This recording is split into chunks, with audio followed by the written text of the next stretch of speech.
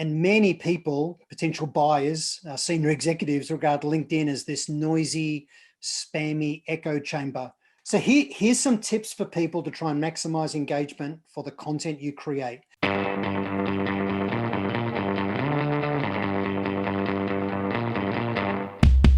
Smybert with Tony Hughes again. Welcome back, Tony.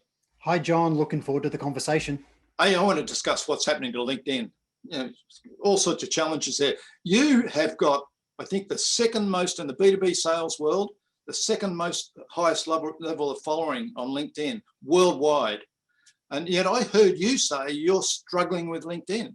What are you struggling with and what can we do about it? Well, everybody in the world is struggling with securing engagement around any of the content that they publish. We're approaching toward 1 billion members of LinkedIn globally. 2 people join a second. It's just become a really noisy platform. And many people, potential buyers, senior executives, regard LinkedIn as this noisy, spammy echo chamber of sellers and recruiters. Oh, I don't blame them. There is a lot of that. There absolutely is. And the level of bizarre communication that I receive, I've got about 350,000 followers and first degree connections in LinkedIn. I've published more than 500 original long form articles. So I've built really strong following, but so many people contact me today and say, hey, Tony, I'm putting all this effort into creating great content and almost nobody reads it. And I don't know whether people watching this have noticed, but it was about a year ago, LinkedIn stopped showing the number of reads or views that you'd had on your post, showing that publicly. All they show publicly is likes, comments, and shares. And the reason they did that is the level of engagement just dropped down through the floor. Yeah. And the reason for that was that LinkedIn changed their algorithm that decides how content is shared and what content is shared. What used to happen was anyone who was a first degree connection or a follower, your content would drift through their feed, whereas that's not necessarily true today. So the algorithm's trying to figure out what content in the best interest of the member is most relevant to them. And I think LinkedIn were probably right in doing that, Tony, because people were being flooded with content and now I'll just stay off the platform. I can't stand this. And so if we're going to have a platform that's of value to us, we don't want to be flooded. We want very specific content that we want to hear, people we want to hear from, and nothing more, right? Yes, and LinkedIn is trying to monetize their platform. So they're wanting to get people to pay for advertising on the platform. So here's some tips for people to try and maximize engagement for the content you create. The first thing is anyone who tells you that they know how the algorithm works is lying or is deceived, and it keeps changing anyway. But there's some things that we should definitely honor. The first thing is if you publish content that has links to where someone's got to fill in a form, whether that's a form to download a white paper, a form to register for an event, for example. Or just a link off to your own website with an article there. Yes, if it goes to a commercial website, links generally will get down rated. If you're working with video content, upload the original video into the LinkedIn platform. It'll tend to optimize that being bumped up in the algorithm rather than going off to the YouTube site, for example. The other thing is for a long time, people have worked with this concept of a pod. In the same way that killer whales or dolphins hunt in a pod for better results for everybody, you'll get a group of people around you, professional friends or people in your own company or partners. And when any of you publish something, the rest of you jump in and like, share, and comment. But that doesn't seem to be working like it used to, though, Tony. No, pods have stopped working. LinkedIn groups are dying. LinkedIn is really trying to monetize their platform and they're struggling. There's a lot of disenchanted people. So there's a couple of reasons why you publish content. Maybe you're trying to build following. I think that's really tough today, but you should publish content because most people that are thinking of engaging with you will come and check you out on LinkedIn.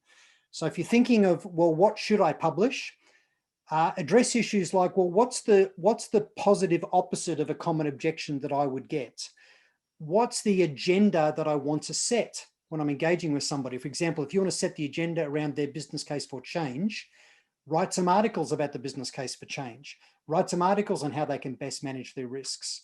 Write some articles on how others in their industry are driving amazing results. So anonymize some positive case study information. Think about what would people look for online before they'd ever know to look for me. And and the last thing they want to look for, sorry to cut in there, Tony, the last thing they want to look for is stuff about your company or your products, right? Don't write about those.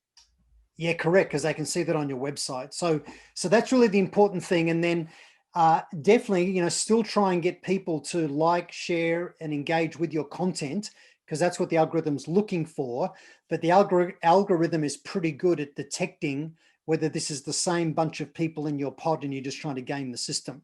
So it's really trying to figure out what's the content that's authentically gaining traction. Okay, so some good advice there. The bottom line I'm hearing is, as a B2B salesperson, LinkedIn is still great value.